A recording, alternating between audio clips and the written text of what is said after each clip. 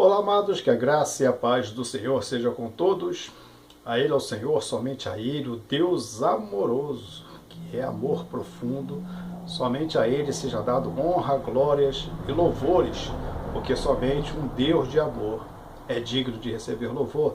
Salmo 137, salmo polêmico, por causa do seu último, versículo, que diz assim. Eu vou ler todo o salmo e trazer uma interpretação de todo ele, para entender o último versículo que diz: feliz aquele que pegar em teus filhos e der com ele nas pedras, lançar ele sobre as pedras. Eu vou ler aqui na Bíblia NVI, NVI é a melhorzinha. Vamos ver o que ele diz. O último versículo diz: feliz aquele que pegar os teus filhos e despedaçá-los, despedaçar contra as rochas. O que quer dizer isso? O salmo é um salmo de lamento, O salmo de lamento, a NVI não tem um subtítulo, mas essa aqui tem. Tristeza dos judeus no cativeiro, choram com saudade de Sião. O que aconteceu aqui? Esse salmo não é um salmo de Davi, porque ele vem bem depois de Davi, Isso aqui é um lamento dos judeus. Eles estão se lamentando, estão chorando, estão tristes pelo que aconteceu e o que está acontecendo. Israel, ela foi levada em cativeiro, ela foi dominada e foi levada em cativeiro para a Babilônia. E esses judeus foram juntos. Esses que estavam chorando foram juntos. E ao mesmo tempo que eles estão sofrendo por causa do cativeiro, porque eles têm saudade da terra deles, Deus falou que isso ia acontecer. Porque eles foram desobedientes, eles foram idólatras. A idolatria foi o principal motivo pelo qual eles foram levados a cativeiro pela Babilônia e ficaram lá por 70 anos para se cumprir o que Deus falou através dos profetas. Deus advertiu o tempo todo, mas eles não davam muita ideia, não dava muito assunto, não dava muita preocupação a respeito do que os profetas falavam. E aconteceu. Eles foram para o cativeiro. E lá no cativeiro aconteceu o seguinte, vamos ler.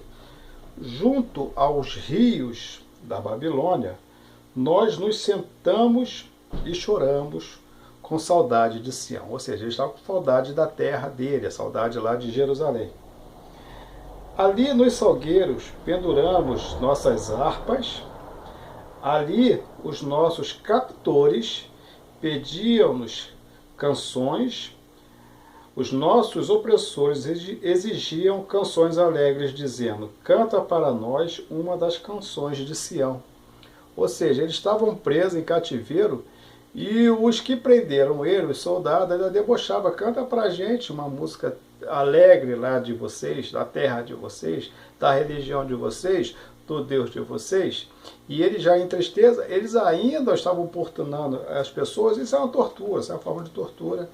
Todos sabem que isso acontecia, ainda acontece em guerras e tantas essas coisas, Ou então, o que acontece? Ou então, isso é um lamento das pessoas. Isso não é uma palavra de Deus dada ao homem para ele colocar na Bíblia. É um lamento dessas pessoas.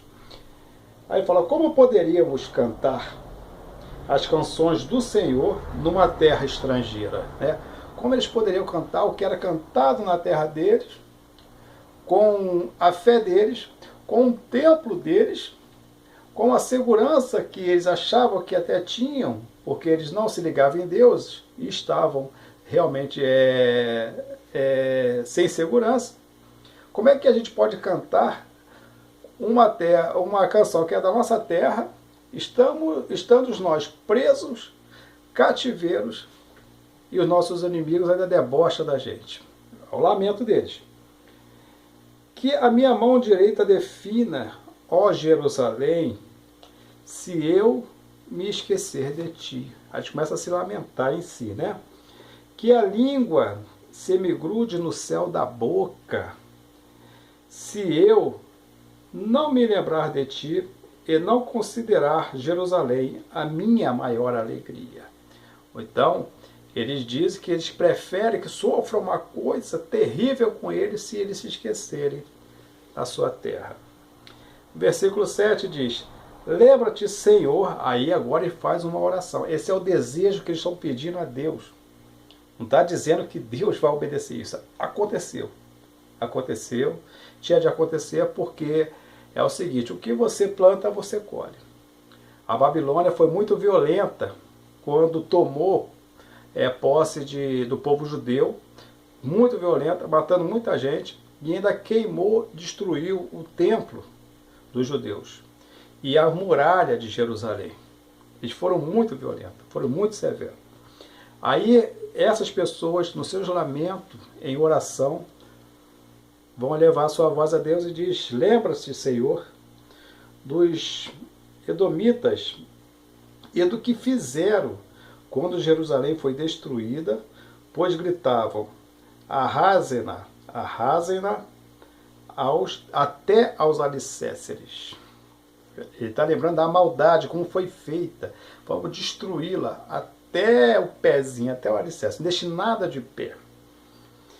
Aí, já está chegando lá, agora é o 8. Ó cidade da Babilônia, destinada à destruição. Ó cidade da Babilônia, destinada à destruição. Aí eles já vão lançar uma palavra profética de castigo à Babilônia. Isso tudo, uma oração. Primeiro eles oram a Deus, agora eles vão lançar uma palavra profética. É aqui que está o segredo. Uma palavra profética para a Babilônia. Ele diz, ó cidade da Babilônia, destinada à destruição. O destino dela era ser destruída, e foi. Feliz aquele que lhe retribuir o mal que você nos fez. Feliz aquele que, tá vendo aqui? Aquele que retribuir o mal que você fez para a gente. É o desejo deles.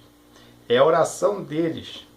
Entendeu? Essa é a oração deles. Que é o que fizer com vocês, o que vocês fizerem com a gente, eles são bem-aventurados, são felizes. Aí ele vai dizer mais.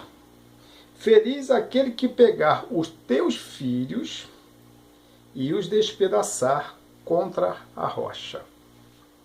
Isso aqui é um pedido de vingança. Eles estão falando que os que vierem e os dominarem serão bem felizes porque receberão apoio deles. Porque eles pegarão os filhos deles e os lançarão contra a rocha. E em outra passagem, dá a entender que para esse povo da Babilônia, que debochava do povo de Israel e que aprisionava o povo de Israel, apesar que eles não ficaram tão mal lá, eles chegaram a enriquecer na Babilônia. Entendeu? Chegaram a enriquecer na Babilônia. Então o que ele diz? Que seria melhor que os filhos desse fossem despedaçados numa pedra enquanto criança, do que se eles alcançassem a idade adulta lá no futuro, o sofrimento que ele ia passar quando eles fossem dominados pelos medo-persas. Seria melhor ser despedaçado numa pedra do que passar o que iriam passar na mão dos medo-persas. Mas não é essa a revelação. A revelação que eles estão falando, que eles com as suas mãos, eles não vão vingar o que a Babilônia fez com os filhos dele. É isso que ele está dizendo.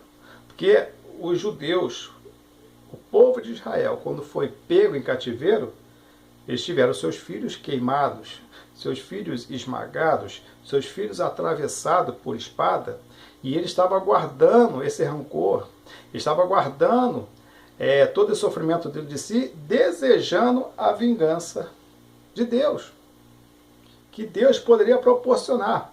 Mas isso não quer dizer que Deus atendeu ao que ele disse.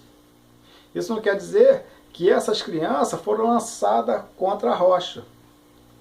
Ele só estava querendo dizer o seguinte: a maldade que vocês fizeram contra nós, aqueles que vão fazer contra vocês, serão felizes, porque estará agradando ao povo que sofreu. É só isso. Não tem nada demais. Não foi Deus que mandou matar as crianças. Não foi um mandamento, não foi uma lei. É um desejo de vingança. É um desejo de vingança. O povo estava com um desejo de vingança. Ou seja, o que ele falaram, o que vocês fizeram a nós e aos nossos filhos, os outros que virão vão dominar vocês, vão fazer a vocês e aos seus filhos. Somente isso. Não tem nada mais que isso. Não foi um desejo de Deus. Não foi que Deus falou que eles fariam isso, que eles pegariam as suas crianças. Não. Os inimigos, que foram os Medo e os persas, que dominaram a Babilônia de Nabucodonosor, eles iriam entrar na Babilônia, eles iriam saquear a Babilônia, eles iriam matar os habitantes da Babilônia, e eles iriam fazer coisas tão terríveis ao tomar a Babilônia quanto os babilônios fizeram com Israel. Só isso. Então o desejo deles era esse. Se isso aqui aconteceu de se despedaçar crianças ou não contra a rocha, não podemos dizer. Mas o desejo que ele fala de despedaçar contra a rocha foi o sofrimento que eles causaram nessas crianças de Jerusalém e de Israel, quando eles dominaram esses povos, né? Porque embora todos sendo judeus, mas eles viviam separados. Então o mesmo desejo, o que eles desejavam, o que eles fizeram, a maldade que eles fizeram, que seria retribuída a eles por aqueles que viriam dominar ele. É somente isso.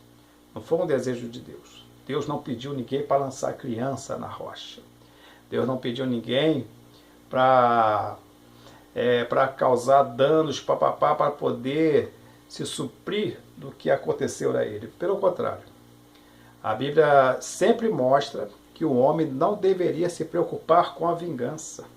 O homem precisaria sempre se preocupar no seu relacionamento com Deus. Esqueça isso. Porque ele fala assim, busque, a Bíblia diz assim, buscar a Deus sempre, porque a vingança pertence a Deus. A vingança pertence a Deus. E qual é a vingança? A vingança é o que está determinado desde o começo. Toda alma que peca morre. Quem faz uma atrocidade dessa não está cometendo pecado? Se está cometendo pecado, vai morrer. Não tem como. O mal que se faz para a criança de uma certa nação é algo que ele está plantando. E tudo que se planta, colhe. Vai acontecer com as suas crianças. Essa é uma lei. É isso que Deus está dizendo. Deus não mandou fazer nada, mata as crianças, faz isso. Não foi nada disso. Apenas busque a Deus, apenas adore a Deus. Que a vingança pertence a Deus. É o dia da vingança do nosso Deus. Isso sim é fato, isso sim é Bíblia, isso sim é Deus. É Deus. Busque a Deus. Esquece negócio de vingança. Esquece o que fizeram com você. Pense apenas no que Deus pode fazer por você. No que Deus já está fazendo por você. No que Deus já fez por você. Lembre disso. No que Deus fez, faz e sempre fará por você. E o que você tem que fazer? Apenas busque a Deus. Esse Deus de justiça, esse Deus de vingança, porque a vingança pertence a Deus. Esse é o Deus de amor. Esse é o Deus de amor. Porque pessoas que estão morrendo, pessoas que morreram por causa do pecado, não é a maldade de Deus, é a maldade de si próprio. O que a Bíblia diz? De que se queixa o homem? Não se queixa de outra coisa a não ser os seus próprios pecados. Deus é amor. E a justiça de amor e a justiça de Deus era tão grande que às vezes ela aparenta ser violência, mas não é. É apenas justiça. Justiça e amor. Porque o que se faz na terra, o que se planta na terra, isso se colhe. E lembre-se que servir a Deus não é difícil. O que é difícil é deixar o pecado. Até a próxima, querendo Deus, um forte abraço e que Deus nos abençoe sempre.